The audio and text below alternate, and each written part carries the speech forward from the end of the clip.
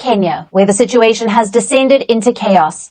Protesters breached Kenya's parliament building today. They set parts of it on fire and destroyed the furniture inside. Take a look.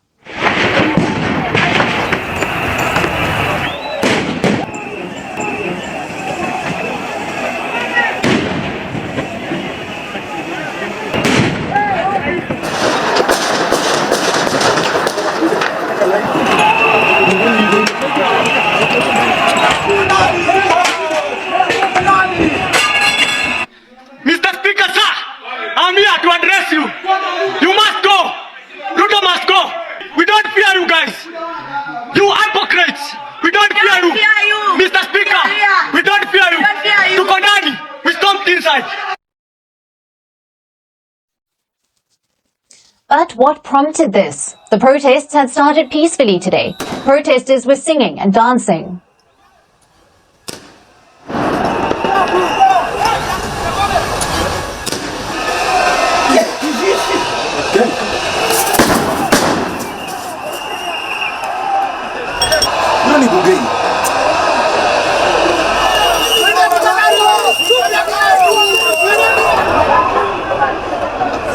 Chanting that they were peaceful. So then what led to the Kenyan protesters finally losing their cool?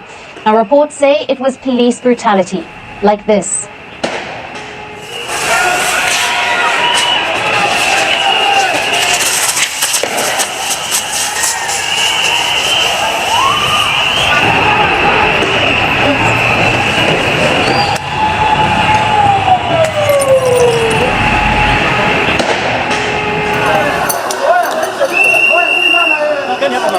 As usual, the police began with tear gas and water cannons. They've been using this against protesters for days.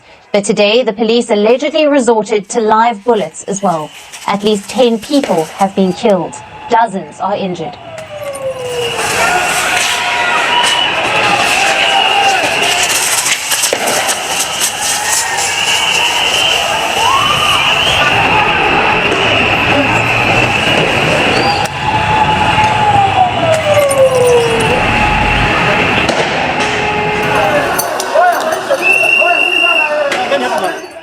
Live rounds were fired at the protesters who had gathered around Parliament to demonstrate. They had gathered to urge their MPs to reject Kenya's new finance bill. But they were greeted with bullets. While the MPs voted for the new finance bill anyway. Now let's rewind a bit to see why this bill sparked the violence that you just saw. Kenya's finance bill is their annual budget. It is passed for the duration of a financial year, from the 1st of July to the 30th of June 2025. Kenya's parliament was discussing the next finance bill, the budget for 2024 to 25. And what they have come up with has angered the Kenyan people. Initially, they had proposed a slew of new taxes to generate $2.7 billion in additional revenue. The first draft of the finance bill proposed taxes on bread, cooking oil, motor vehicles, sanitary pads, diapers, changing a cell phone plan. Basically, these taxes would have affected everyone. About a third of Kenya's people live in poverty. And the country has been suffering for the past few years. Like most other countries, it was devastated by the COVID-19 pandemic. Then came the war in Ukraine, leading to a cost of living crisis. This was followed by 2 consecutive droughts and a depreciation of the currency, the Kenyan shilling. All of these factors combined have brought the people to a breaking point. And the final straw was the new finance bill with its unending taxes. This bill is championed by Kenya's president, William Ruto.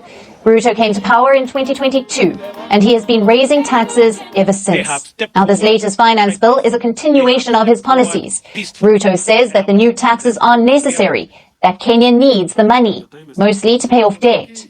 Kenya's public debt is at about 68% of its GDP. That is dangerously high. About 37% of Kenya's annual revenue goes into servicing these debts. And this problem has been made worse recently. Because of Kenya's depreciating currency, the debts are repaid in US dollars. Burden increases, which is exactly what has been happening. This is why Ruto wants to raise taxes, to reduce Kenya's debt burden.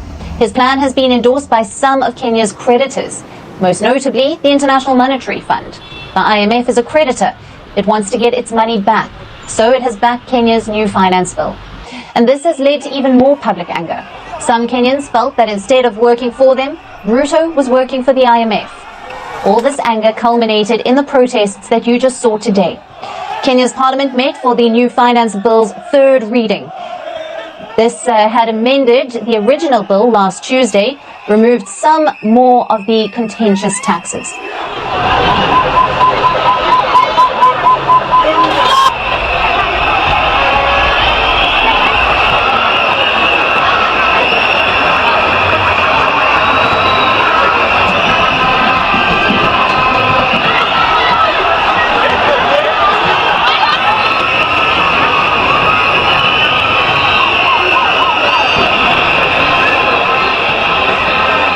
But for the protesters, the bill was already tainted. They wanted the bill rejected and a new one drawn up in its place. However, Ruto's ruling coalition has a majority in parliament. They rammed the bill through anyway, with 195 votes for and 106 votes against. The bill will now go to Ruto's office. If he signs it, it will become law. And looking at Ruto's track record, this is almost certain to happen. And that is why the protesters were desperate to get into parliament. They wanted to stop the MPs from sending the bill to Ruto. And that is why violence erupted at the Kenyan parliament building today. Now, the levee has been breached now. The once peaceful protests have been marred by violence. And we'll see how the authorities react over the next few days. But Ruto should be wary. If he signs the finance bill now, the people of Kenya may never forgive him. You see massive protests going on in Kenya.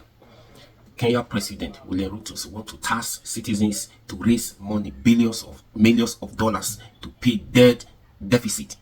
Money they are owing. So he want to raise money by taxing them. You see massive protests. So Kenya are just teaching Nigerians how to protest. What they are protesting for is just small. It's just small problem compared to millions of problems we are facing in Nigeria. You don't understand. You see, they chase the speaker. You see the office, Parliament House. They don't chase all of them come out. They don't enter. I want to say, come, Mr. Speaker, we want to address you. If you get mind, come out. So they are just teaching Nigerians how to protest. Like I said, millions of the reason of them protesting is not quarter of the problem we are facing in Nigeria. But yet, this kind of massive protest is not going on in Nigeria. Millions of problems. Cost of living has gone up, skyrocketed. Fuel price, diesel, foodstuff, inflation, exchange rate, everything, basically everything, problem, insecurity, all manner of things, problem. So we are not protesting this kind of protest that Kenya people are protesting now. The people that are supposed to lead this kind of massive protest, they are all happy with the government. They are all APC government. The religion leaders too, who are supposed to speak, some of them, they are all APC government. They are working for them. The government is okay with them.